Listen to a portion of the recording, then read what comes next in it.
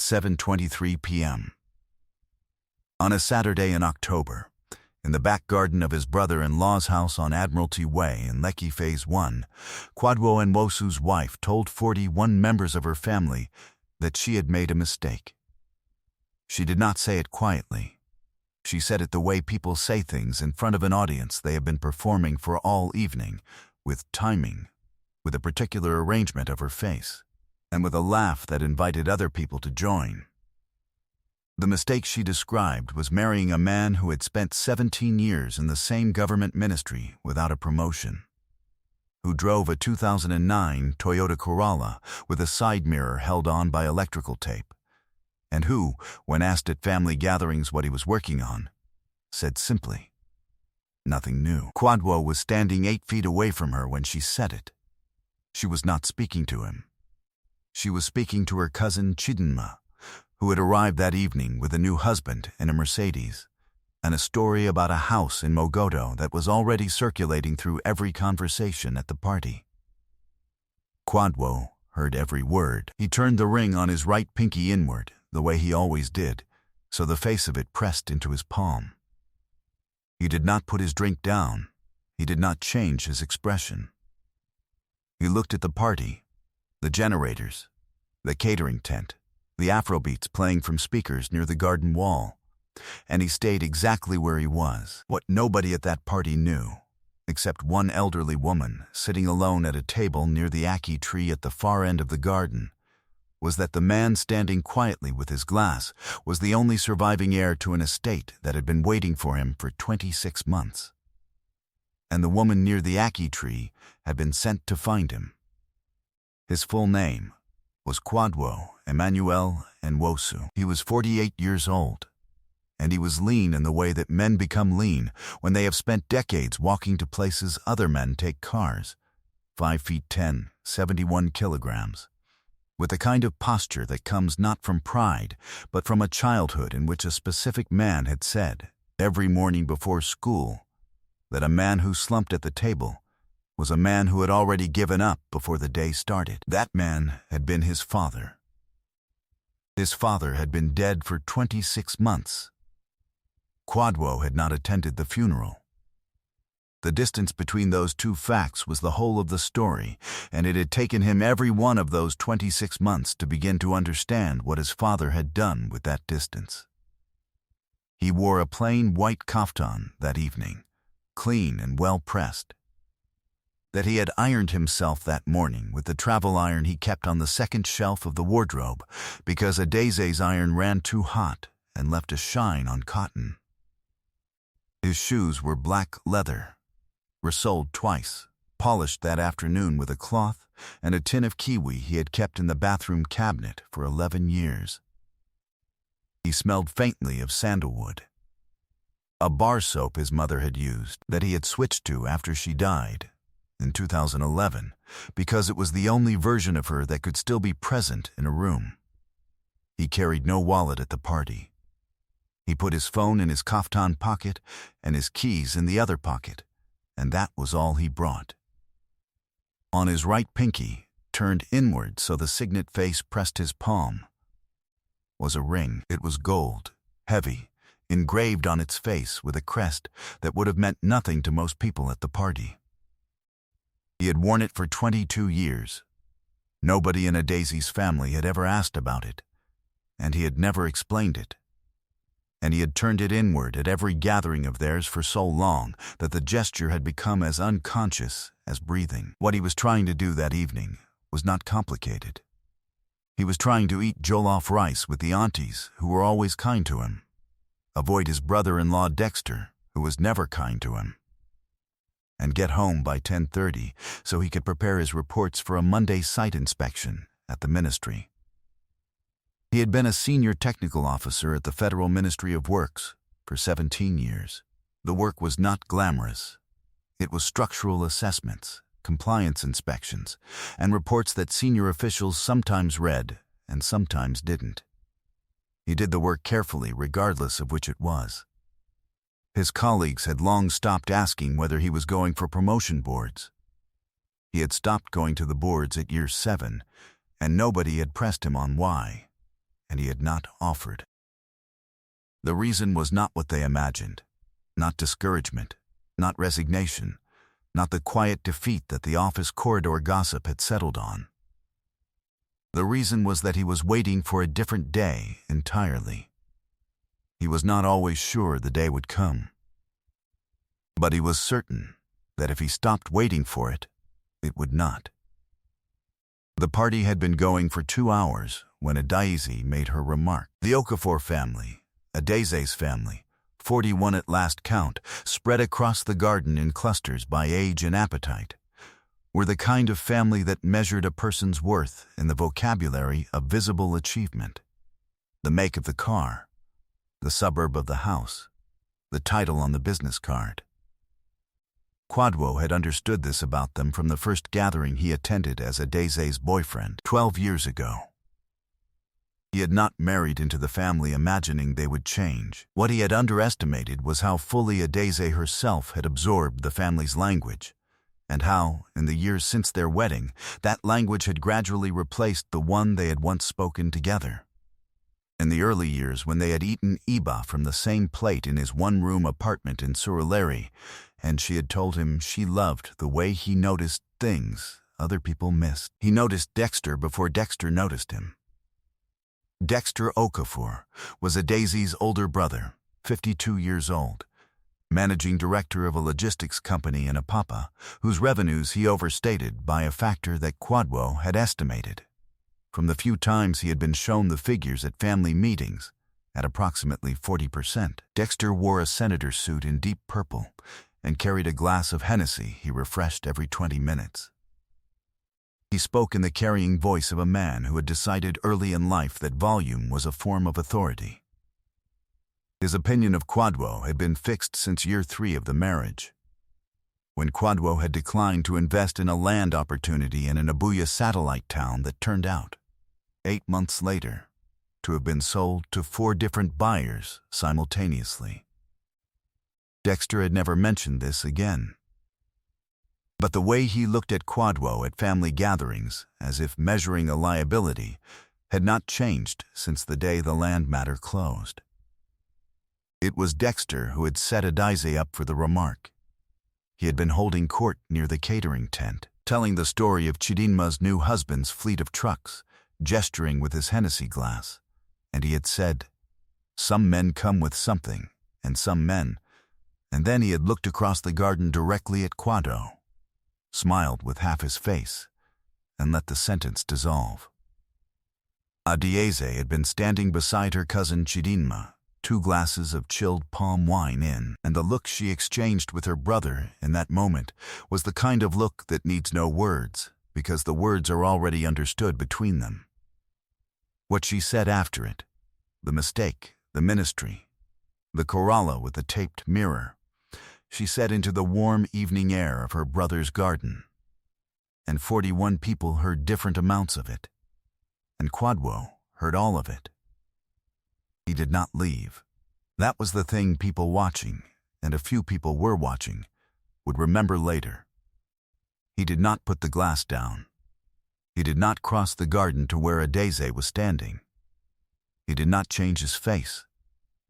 He turned the ring inward against his palm and looked at the ackee tree at the far end of the garden and stood exactly where he was. Near the ackee tree, a small woman in an Ankara print the color of midnight sat alone at a white plastic table with a plate of puff-puff she had not touched and a cup of zobo she was holding in both hands. She looked about 70 years old, or possibly older. It was difficult to tell with women like her. Women who had lived with a particular kind of stillness that makes age harder to read. She was not a member of the Okafor family. She had come in through the garden gate at 7:11 p.m., 12 minutes before Adaize made her remark, and the gateman had let her through because she carried herself in a way that made gatemen step aside without knowing why. She had been watching Kwadwo since she arrived. When Adaize said what she said, the woman near the ackee tree did not react at all. She simply watched Kwadwo stand still in the middle of the garden with his glass, and the ring turned inward. And something in her expression settled. the way an answer settles when you finally find the number you have been looking for. If you have ever stood in a room where someone used your quietness as evidence against you, if you know what it costs to keep standing exactly where you are, stay with this story. Subscribe before we get to what happens when the woman near the ackee tree stands up. Because everything that follows changes from that moment. Kwadwo set his glass down at 7:41 p.m. and walked to the far end of the garden, not toward a daisy but toward the gate, the side gate that opened onto the driveway, away from the catering tent and the speakers and the Hennessy and the story of Chidinma's husband's fleet of trucks. He stood alone in the driveway beside a row of cars he could identify without looking directly at them, because he had been attending parties at this house for 9 years, and the cars changed, but the formation didn't. He took his phone from his pocket. On the screen was a number he had saved 11 months ago under the name P. Osai Legal, after receiving a letter at his ministry office address that he had read 3 times, folded carefully along the original creases, and placed inside the left breast pocket of his work jacket, where it had stayed for 11 months, transferred from jacket to jacket, without ever being put anywhere else. He had not called the number. He looked at it now. He held the phone in his hand for 1 minute and 40 seconds. Then he put it back in his pocket and went back through the garden gate. The woman near the ackee tree was standing. She was shorter than she had appeared sitting, perhaps 5 feet 2, and she walked with a cane she did not lean on so much as carry with her, the way some people carry umbrellas on days with uncertain skies. She moved directly toward Kwadwo, with the focus of someone who had covered this distance in her mind many times before covering it with her feet. When she reached him, she stopped, and she looked at his right hand, and she said, "Is that Emmanuel Nwosu's ring?" He looked at her for a moment. Nobody at any gathering of Adeze's family had ever spoken his father's name to him. Nobody in this garden knew his father's name. He said, "Who are you?" She said, "My name is Mama Uju. I knew your father from Enugu, from before Lagos. I knew him when he was still only a man who drew plans on paper." She paused. "I have not seen that ring since 1987. I watched him have it made." Kwadwo said nothing for a moment. The party noise continued behind them, the music, the generator's low hum, a burst of laughter from the Hennessy cluster. He said, "How did you know where to find me?" Mama Uju said, "Pauline sent me. She has been looking for you for 11 months. She looked at him steadily. She said, "You received the letter." He said, "I received the letter." Mama Uju said, "Then you already know what is waiting. You just haven't decided what to do about it yet." She tilted her head slightly, the way very old women tilt their heads when they are asking a question they already know the answer to. "Your father did not send Pauline to chase you. He told her, find him and wait. Don't push. He will come when he is ready. He said that about you since you were a child." She looked at the ring on his pinky. He kept a copy of that ring, you know, in his office on Bourdillon Road. On the desk, not in a drawer, on the desk where he could see it. Kwadwo did not answer. The music changed, something slower now, a melody he didn't recognize, and from across the garden he could hear a Daisy laughing at something Chidinma had said, the particular register of her public laugh that rose half a note higher than her private one. He had known the difference between those two laughs for 12 years. He turned the ring outward on his finger for the first time all evening. He looked at the crest on its face, a tree, a river, and beneath them a single word in Igbo that meant, roughly, what you build does not forget you. Her name was Pauline Osei. She was 63 years old, a senior partner at Ose & Associates on Bourdion Road in Lagos, and she had been the legal counsel and personal attorney for Chief Emmanuel Nwosu for the final 19 years of his life. She had also, in those 19 years, become the custodian of a sealed letter that Chief Nwosu had prepared in 2019, 3 years before his death, and updated twice, once in 2021 and once in January 2022. 4 months before a cardiac event in his Banana Island home ended a life that had begun in a 2-room house in Enugu with a father who sold groundnuts at a motor park. Pauline had a copy of the updated letter. The original was in a safe at the Nwosu family office. She had been authorized to deliver it and its contents to Kwadwo Emmanuel Nwosu at any address he chose. For 11 months she had been choosing patience because Mama Uju, who had known both the father and the son longer than Pauline had known either of them, had said, "He will come. Let him choose the moment." The Nwosu estate comprised 3 residential properties on Banana Island, with a combined assessed value of $2.1 billion. A development portfolio of 4 commercial projects in Lagos and Abuja, with a combined worth, as of the most recent valuation in August, of $7 billion. A private foundation with an endowment of $180 million designated for structural engineering education in Enugu State, and 1 sealed letter. There were no other heirs.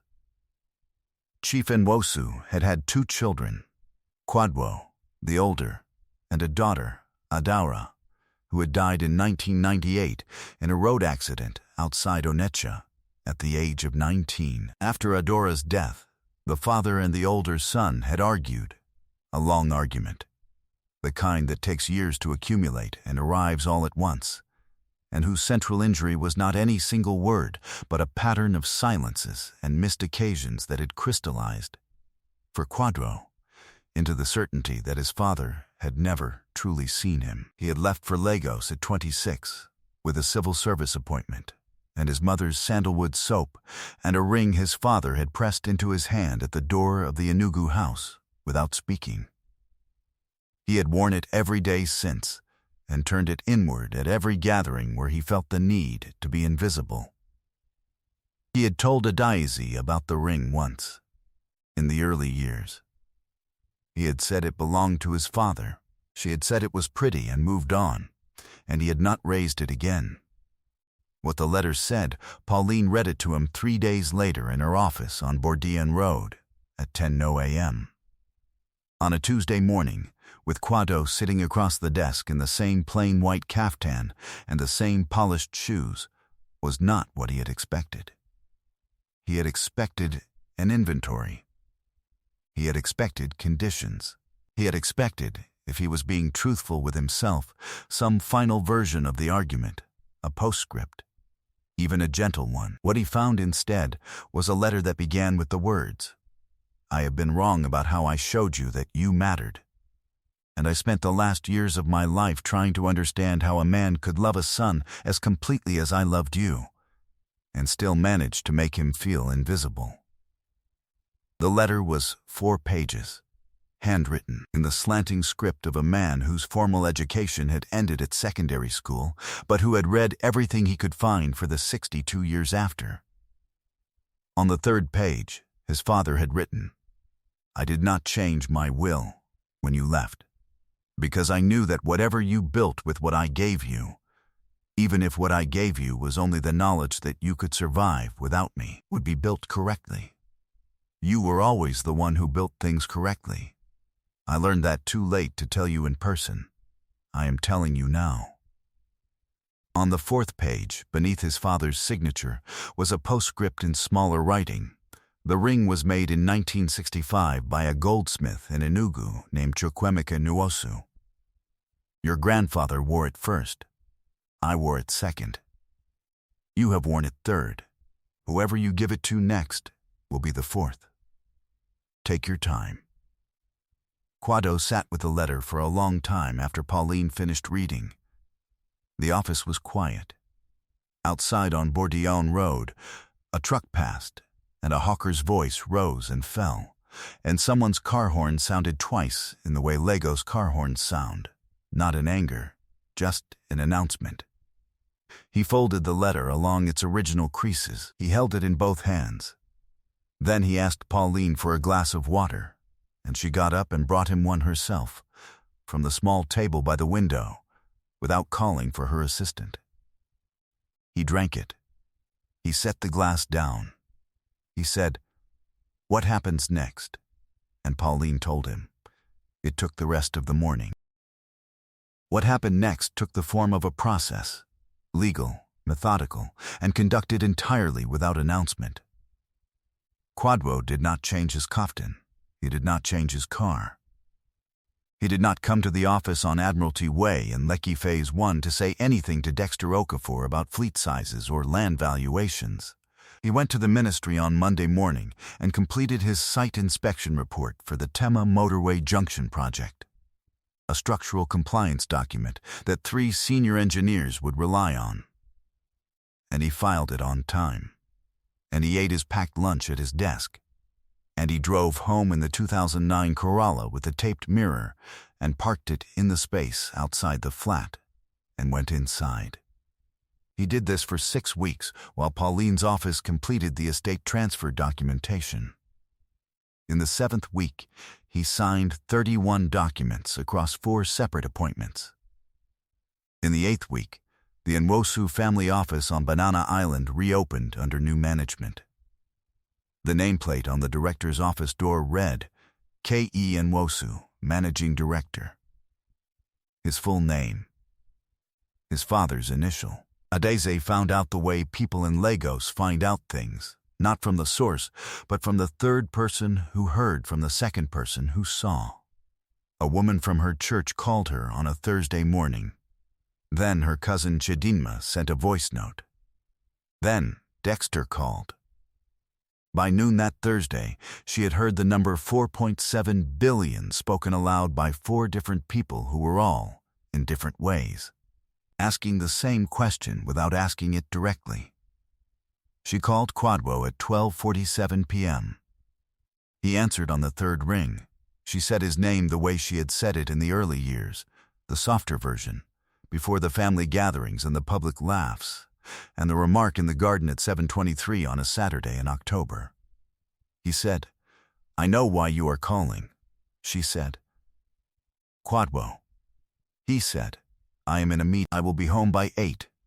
He ended the call. He was not in a meeting.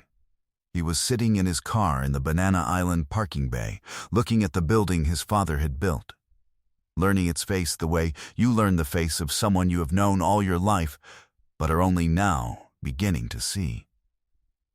When he came home at 8:04 p.m. that Thursday, Adeze was sitting at the kitchen table. The flat was the same curtains, the same 3-seater sofa with the arm she had been meaning to reupholster, the same photograph of their wedding on the wall where the light in the afternoons turned it slightly yellow. She had made pepper soup. He could smell it from the front door. He sat across from her at the kitchen table, and he did not speak first, because he had nothing. In that moment, that needed to be said urgently.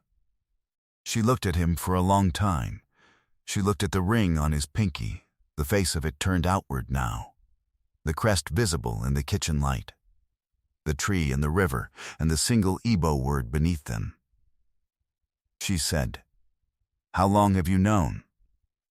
He said, 11 months since the letter. 26 months since the funeral. She said, "You went to the funeral?" He said, "No." I knew he was gone from a newspaper notice. 26 months since I read it. She looked at her hands on the table. She said, "Why didn't you tell me?" He looked at her carefully, not with anger, not with the performance of a man collecting a debt. He said, "I needed to know who I was before I knew what I had." She did not answer. The pepper soup made a small sound on the stove. He got up and turned it down. What he built in the following 18 months was not a monument to anything his wife's family had said or failed to say. It was the continuation of work that had been waiting. 3 of the 4 commercial development projects in the estate portfolio were mid-construction. He brought them to completion, not ceremonially, but with the same attention he had brought to 17 years of ministry site inspections. He retained the full staff of the family office.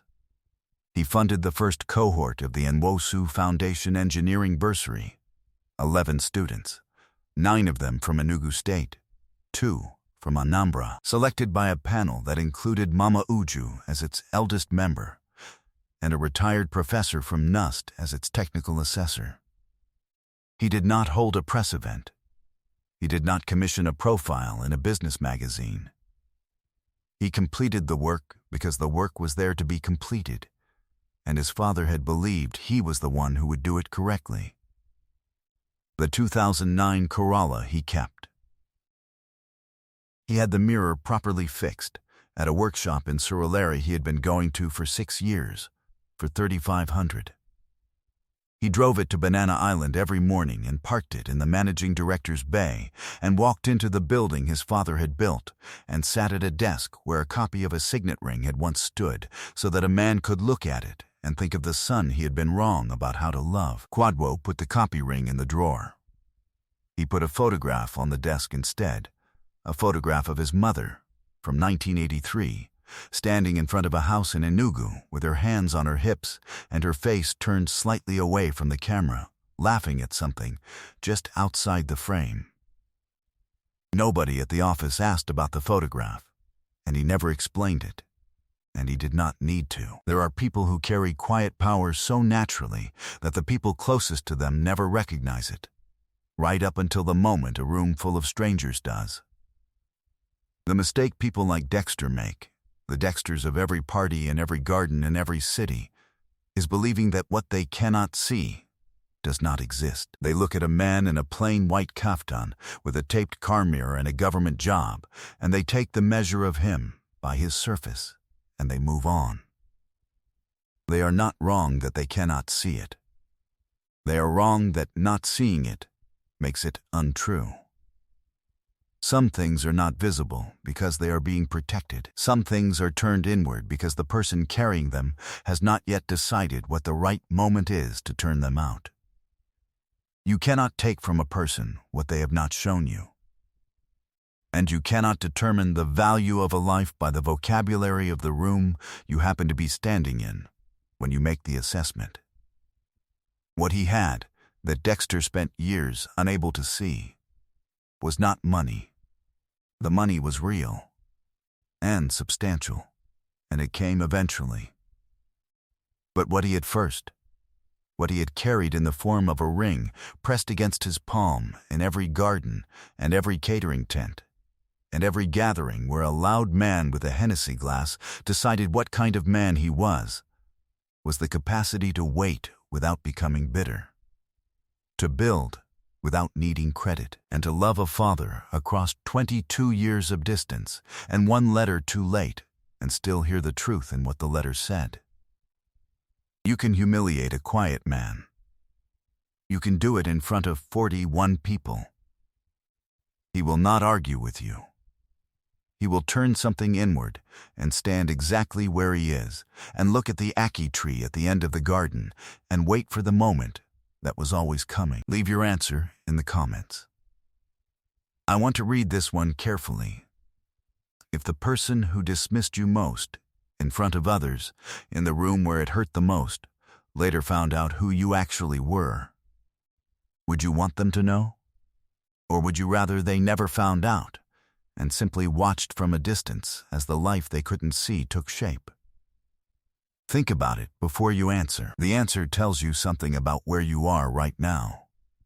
Subscribe for more stories about hidden strength, quiet power, and the people the world overlooks until they change everything. I'll see you in the next one.